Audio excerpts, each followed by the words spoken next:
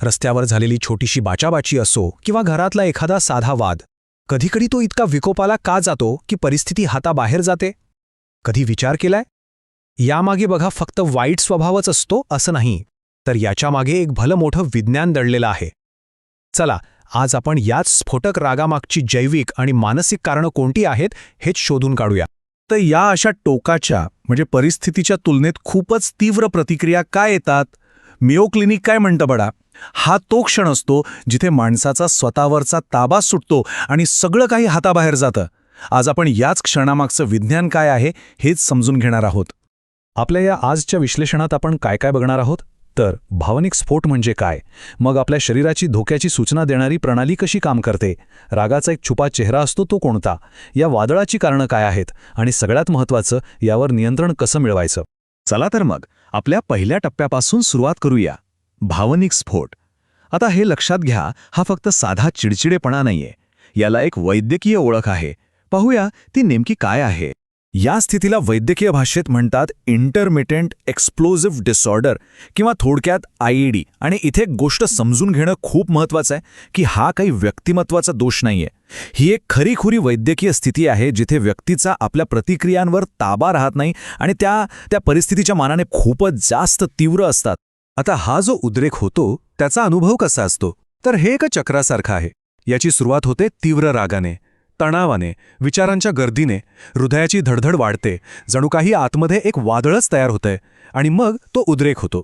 त्यानंतर क्षणभर बरं वाटतं, एक प्रकारचा आराम मिळतो, पण त्यानंतर येते अपराधीपणाची, पश्चातापाची एक मोठी लाट, आणि हे चक्र मग असंच सुरू राहतं. बरं, आता प्रश्न असा आहे की हे सगळं घडतं कसं? तर या उद्रेकांची मुळं ती आपल्या शरीराच्या एका खूप जुन्या आदिम संरक्षण प्रणालीमध्ये आहेत. ही तीच सिस्टीम आहे जी धोक्याच्या वेळी आपलं रक्षण करण्यासाठी हजारो वर्षांपासून विकसित झाली आहे.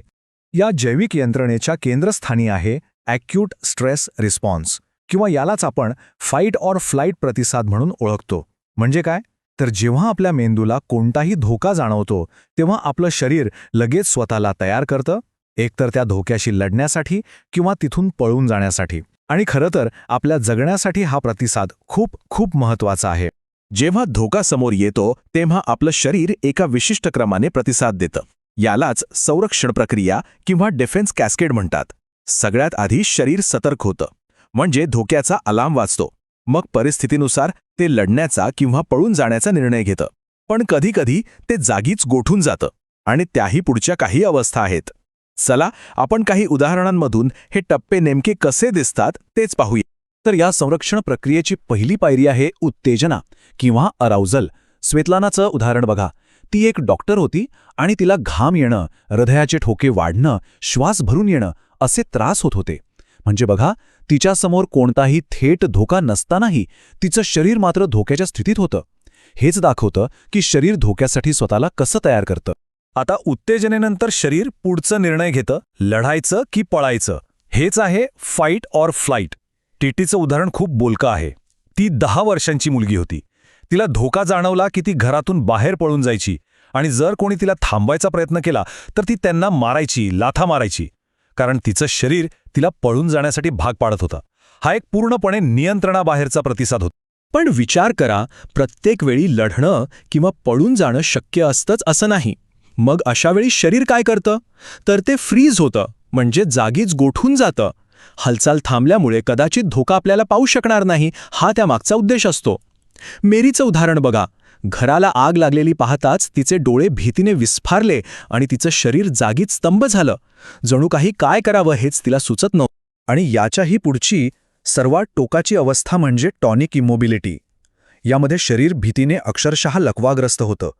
पावलो, एक सैनिक, गोळीबार सुरू असताना तो इतका घाबरला की त्याचं शरीर पूर्णपणे प्रतिसादशून्य झालं. तो ना आपलं डोकं उचलू शकत होता, ना बंदूक, काहीच नाही. ही शरीराची एक अत्यंत टोकाची आणि अनैच्छिक अशी संरक्षण प्रतिक्रिया आहे. तर आतापर्यंत आपण पाहिलं की हे काय आणि कसं घडतं, पण आता आपण येऊया सगळ्यात महत्त्वाच्या प्रश्नाकडे. हे का घडतं? कारण अनेकदा जो राग आपल्याला वरवर दिसतो ना, तो खरं तर काहीतरी वेगळंच लपवत असतो. तर मग प्रश्न हा आहे की राग हीच खरी भावना आहे का? म्हणजे आपण जो राग व्यक्त करतो तीच आपली मूळ भावना असते का? की मग तो फक्त एखाद्या मोठ्या हिमखंडाच्या टोकासारखा आहे ज्याच्या खाली पाण्यात बरंच काही दडलेलं आहे? मानसशास्त्र याचं उत्तर देतं. त्यानुसार राग ही अनेकदा दुय्यम भावना असते. आता दुय्यम भावना म्हणजे काय, तर आपल्या आतल्या खऱ्या नाजूक भावनांना, जसं की भीती, दुःख, अपमान यांना लपवण्यासाठी वापरलेली एक ढाल. कारण बघा, दुःख किंवा भीती व्यक्त करण्यापेक्षा राग व्यक्त करणं हे जास्त सोपं आणि सुरक्षित वाटू शकतं. हे अगदी त्या हिमखंडाच्या उदाहरणासारखंच आहे. वरती काय दिसतंय? राग. पण त्याखाली काय दडलंय? तर भीती, दुःख, लाज, अपराधीपणा, मत्सर यांसारख्या प्राथमिक भावना. आणि जेव्हा आपण या आतल्या भावनांना ओळखू शकत नाही किंवा स्वीकारू शकत नाही, तेव्हा त्या रागाच्या रूपात बाहेर पडतात. ठीक आहे, पण मग प्रश्न हा आहे की आपल्या शरीराची ही धोक्याची सूचना देणारी प्रणाली कधीकधी इतकी संवेदनशील का होते? म्हणजे ती छोट्या छोट्या गोष्टींवरून खोटे अलार्म का वाजवायला लागते? चला, याची कारणं शोधूया. मेयो क्लिनिकनुसार या IEDची कारणं एका शब्दात सांगता येत नाहीत. ती अनेक आहेत. यात आपलं लहानपणीचं वातावरण कसं होतं, काही गोष्टी आनुवंशिकतेने आल्या आहेत का, आणि अगदी आपल्या मेंदूच्या रचनेत किंवा केमिस्ट्रीमध्ये काही फरक आहेत का, या सगळ्या गोष्टींचा समावेश असतो. म्हणजे कुठली तरी एकच गोष्ट नाही, तर हे सगळे घटक मिळून ही स्थिती निर्माण होऊ शकते. याशिवाय काही अगदी सामान्य गोष्टीसुद्धा आहेत ज्यामुळे आपली ही प्रणाली जास्त संवेदनशील होऊ शकते. उदाहरणार्थ, खूप जास्त आवाज किंवा गर्दी, छोट्या छोट्या गोष्टींनी येणारं नैराश्य, प्रत्येक गोष्टीत परफेक्शन शोधण्याची सवय, ADHD सारखी स्थिती, किंवा अगदी साधं म्हणजे झोप पूर्ण न होणं किंवा रक्तातील साखर कमी होणं. हे सगळे घटक मिळून रागाचा उद्रेक होण्याची शक्यता वाढवतात. बरं, इतकं सगळं ऐकल्यावर मनात प्रश्न येतो की यावर नियंत्रण मिळवता येतं का? तर याचं उत्तर आहे हो, नक्कीच मिळवता येतं. चला, आता आपण प्रतिक्रियेकडून प्रतिसादाकडे कसं जायचं, म्हणजेच यावर नियंत्रण मिळवण्यासाठी कोणते मार्ग आहेत ते पाहूया. राग व्यवस्थापनासाठी अनेक पुरावा आधारित धोरणं आहेत. यात मानसशास्त्रीय उपचारांचा समावेश आहे, जसं की कॉग्निटिव्ह बिहेवियरल थेरपी म्हणजेच CBT. ही थेरपी आपल्याला रागाला चालना देणारे विचार ओळखायला आणि ते बदलायला शिकवते. त्याचबरोबर भावनिक बुद्धिमत्ता वाढवणं, कुटुंब आणि मित्रांची एक मजबूत आधार प्रणाली तयार करणं आणि सगळ्यात महत्त्वाचं, मानसिक आरोग्याबद्दलचा जो काही गैरसमज किंवा कलंक आहे तो दूर करणं हे खूप गरजेचं आहे. आणि हे खूप सोपं पण प्रभावी उपाय म्हणजे संवादाची पद्धत बदलणं. तू नेहमीच असं करतोस किंवा तुझ्यामुळे असं झालं असं दोष देण्याऐवजी जेव्हा असं होतं तेव्हा मला असं वाटतं असं बोलणं जास्त फायद्याचं ठरतं. यालाच ठाम संवाद म्हणतात. यात आपण समोरच्यावर दोष न टाकता आपल्या भावना व्यक्त करतो, ज्यामुळे वाद टाळता येतो. आणि एक गोष्ट आपण सगळ्यांनी लक्षात ठेवली पाहिजे, आपलं ध्येय राग पूर्णपणे काढून टाकणं हे नाहीये. कारण राग ही एक नैसर्गिक भावना आहे. ती आपल्याला काहीतरी संदेश देत असते. कदाचित आपली एखादी सीमा ओलांडली जातीये किंवा एखादी गरज पूर्ण होत नाहीये. तर तो संदेश समजून घेणं आणि मग आपला प्रतिसाद काय असेल हे ठरवणं, हेच खरं राग व्यवस्थापन आहे. आणि शेवटी जाता जाता एक विचार करायला लावणारा प्रश्न, जर राग हा खरंच एक जैविक अलार्म असेल तर पुढच्या वेळी जेव्हा हा अलार्म वाजेल तेव्हा थोडं थांबून विचार करा की तो आपल्याला नेमक्या कोणत्या धोक्याबद्दल सावध करण्याचा प्रयत्न करत आहे. कदाचित ह्याचं उत्तर आपल्या अपेक्षेपेक्षा खूप वेगळं असेल.